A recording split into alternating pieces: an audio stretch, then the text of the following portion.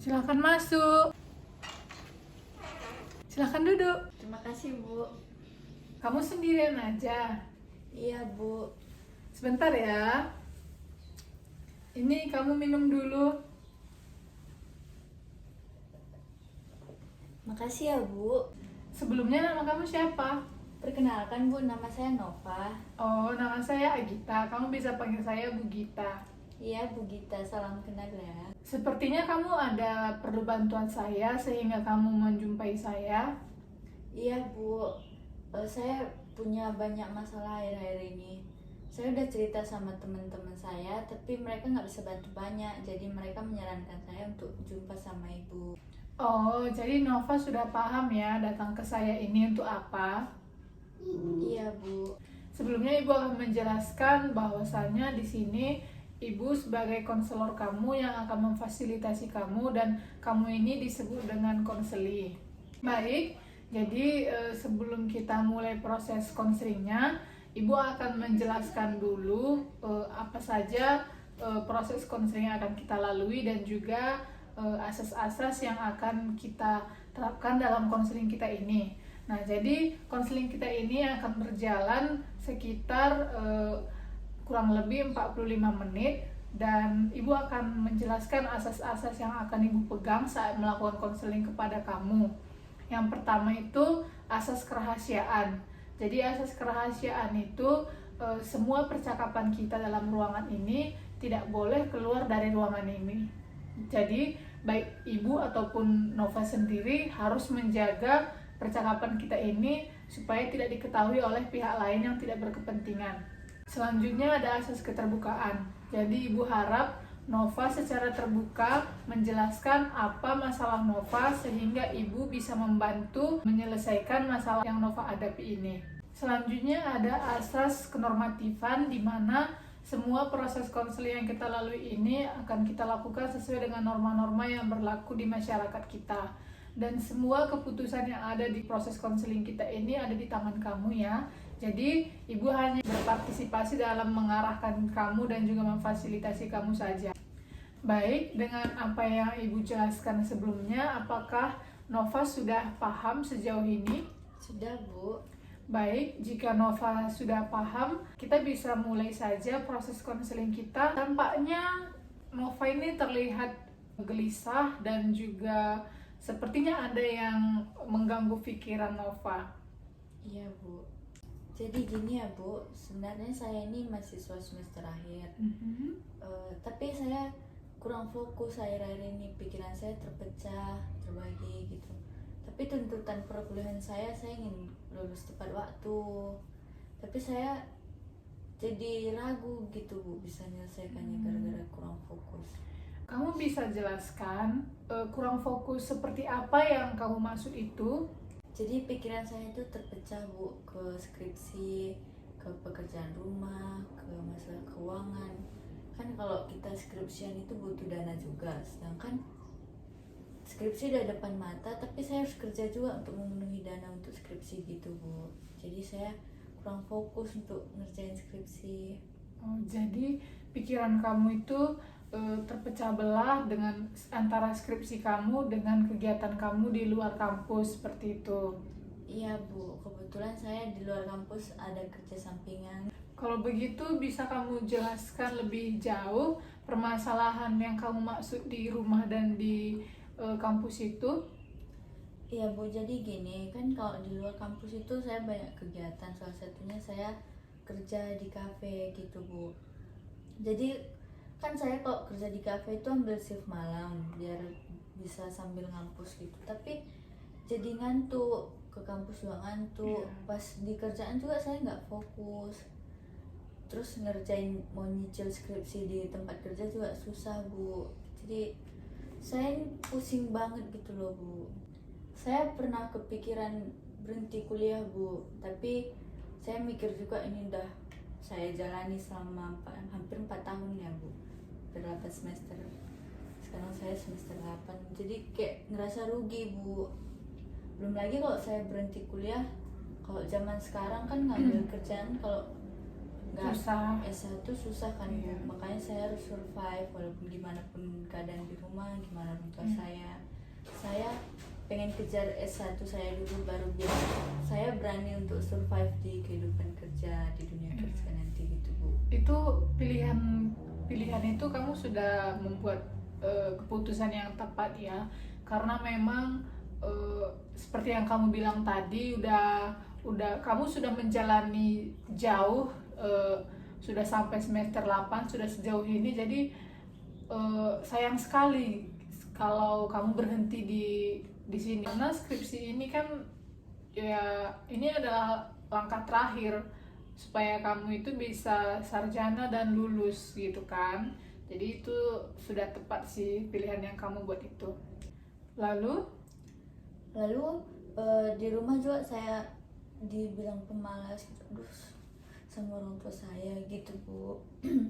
Padahal kan saya di luar udah capek kerja, kuliah, terus saya juga nggak minta uang ke mereka gara-gara saya kasihan kan. Tapi di rumah juga saya dimarahi, dibilang malas, nggak bersih rumah gitu. Belum lagi di tempat kerja saya dapat perundungan dari bos saya. Tapi kalau saya keluar dari tempat kerja nanti saya nggak bisa nerusin kuliah saya gitu Bu. Jadi kamu di rumah juga dianggap nggak ngapa-ngapain karena kamu tidak berada di rumah. Di tempat kerja juga kamu dianggap malas-malasan dan juga gampang ngantuk. Jadi atasan kamu itu menganggap kamu itu nggak bisa kerja gitu ya. Begitu Bu. Bisa kamu jelaskan lebih lanjut lagi nggak? Jadi kalau di rumah gitu kan Bu, saya baru sampai pintu, baru buka pintu, mau duduk bentar aja langsung dapat omongan gitu Bu. Ini anak pemalas udah datang, anak yang tukang melayap datang gitu. Gitu terus saya jadi sakit hati gitu. Tapi mereka nggak bertanggung jawab gitu sama kuliah saya, nggak ngasih saya uang gitu. Jadi kan saya harus cari sendiri. Kalau saya nggak cari sendiri nanti saya nggak lanjut kuliah, mereka nggak peduli Bu. Kalau saya boleh tahu, itu yang di rumah yang berbicara seperti itu ibu kamu? Ibu tiri saya Bu. Jadi kamu punya ibu tiri? Iya Bu. Orang tua saya cerai udah 8 tahun. Jadi saya sama ibu tiri saya. Lalu bagaimana dengan ayah kamu? Apakah kamu pernah mencoba untuk meminta uang saku sama ayah kamu? Ayah saya itu pemabuk Bu. Jadi setiap saya minta sama ayah gitu kan, dia bilang minta sama mama kamu, minta aja sana sama mama kamu, udah pergi jauh gitu Bu. Selanjutnya di tempat kerja kamu, hal-hal buruk apa yang udah pernah kamu alami? Atau memangnya kamu kesalahan seperti apa yang kamu lakukan di tempat kerja kamu? Jadi gini Bu, saya kayak menyadari kalau kawan-kawan kerja saya itu ada rasa cemburu sama saya karena dulu saya deket sama bos gitu. Jadi dia baik sama saya, tapi kawan-kawan jadi kayak jelek-jelekin saya Bu. Jadi saya sekarang disuruh yang berat-berat terus kerjanya, jadi saya nggak bisa megang skripsi sedikit pun. Kayak malam-malam kan saya ambil shift malam Bu, jadi setiap malam-malam gitu nanti seharusnya saya nggak nyuci piring, disuruh cuci piring gitu untuk menebus kesalahan saya. Mereka sebenarnya nyari-nyari kesalahan saya sih Bu, tapi kadang-kadang saya salah juga. Kadang saya mau ngantuk jadi nggak fokus saat ada datang konsumen yang mau pesan gitu Bu. Ya. Lalu apakah kamu sudah pernah mendiskusikan bahwa kamu itu sedang menjalani skripsi kepada bos kamu? Belum Bu, saya takut sebenarnya kalau ngasih tahu itu Bu. Ya. Baik, sebelumnya Ibu akan menjelaskan. Ibu akan meminta kamu membuat yang namanya life balance wheel. Jadi di life balance wheel ini kamu membuat lingkaran dan kamu itu menggambarkan dalam lingkaran itu bagaimana kondisi kehidupan kamu saat ini. Ini adalah contoh dari life balance wheel ini.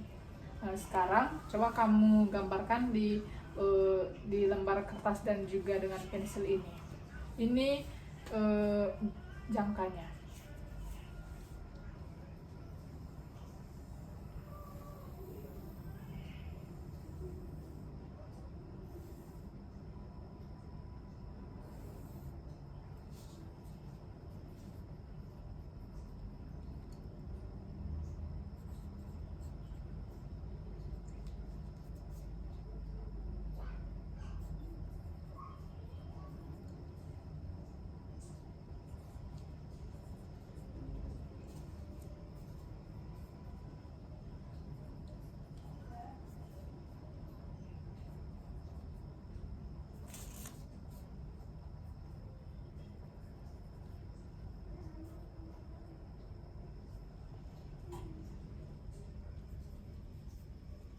Sudah Bu. Sudah? Ibu lihat ya.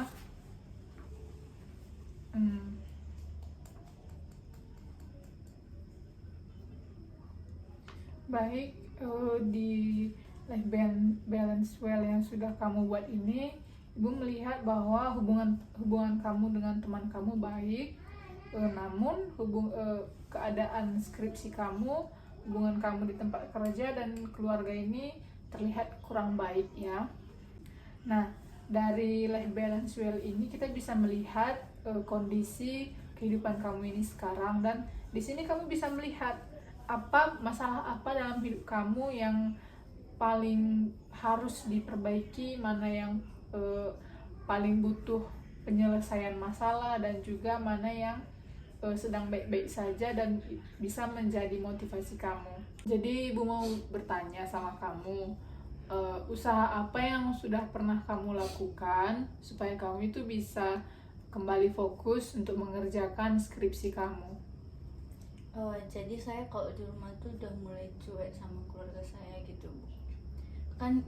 Karena kadang saya makan hati pas saya perlu uang apa itu saya minta nggak dapet, jadi beban Bu sama pikiran saya. Ya, Ibu mengerti perasaan kamu. Apa yang kamu lakukan itu menurut Ibu sudah benar. Jika memang dengan kamu tidak menghiraukan ucapan orang tua kamu tidak minta uang lagi sama mereka, itu sudah bisa membuat kamu lebih fokus dengan skripsi kamu, itu nggak apa-apa.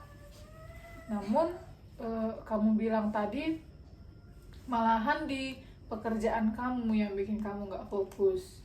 Teman-teman di tempat kerja kamu itu sering mencari kesalahan kamu hanya karena mereka iri dengan kamu, karena kamu itu dekat dengan bos kamu. Memang tidak bisa kita pungkiri jika nanti suatu saat ada orang yang tidak suka sama kita, dan juga memang tidak semua orang itu bisa suka sama kita. Memang dalam kehidupan ini kita tidak bisa memaksa semua orang itu atau membuat semua orang itu suka sama kita, karena sebaik-baik apapun kita, seperfect apapun kita, pasti ada aja orang yang tidak suka sama kita. Jadi apalagi di dalam dunia pekerjaan, akan banyak sekali orang yang akan sirik sama kamu, terlebih jika kamu itu akrab sama bos kamu. Namun selagi kamu tidak merugikan mereka, kamu tidak perlu takut untuk tetap berada dekat dengan bos kamu, untuk tetap meningkatkan kualitas diri kamu. Itu kamu tidak perlu takut. Tetaplah tingkatkan kualitas diri kamu supaya orang akan memandang kamu bahwa kamu itu memang berkualitas. Jadi mereka itu tidak akan bisa mencari-cari alasan, mencari celah itu untuk menjatuhkan kamu dengan alasan apapun.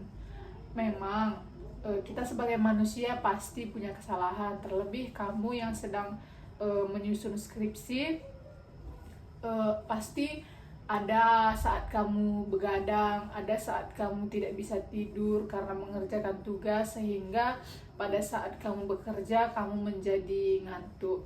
Itu adalah manusiawi. Nah, jadi dalam keluarga kamu tadi, kamu sudah bisa mengambil langkah sebelumnya bahwa kamu itu tidak terlalu mendengarkan perkataan ayah kamu.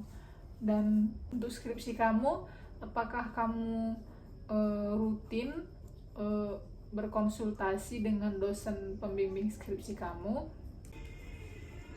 Jarang sih Bu, masalahnya saya kan kerja, tapi terus dosen saya juga sulit ditemui gitu Bu.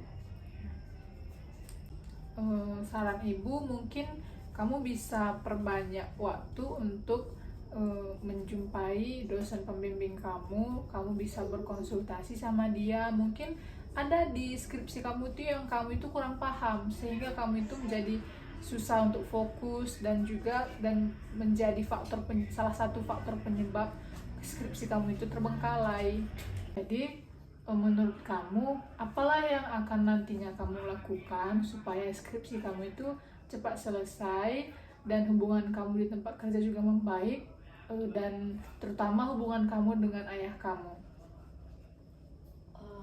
Kalau soal skripsi sih, saya kayaknya harus lebih sering untuk menghubungi dosen saya.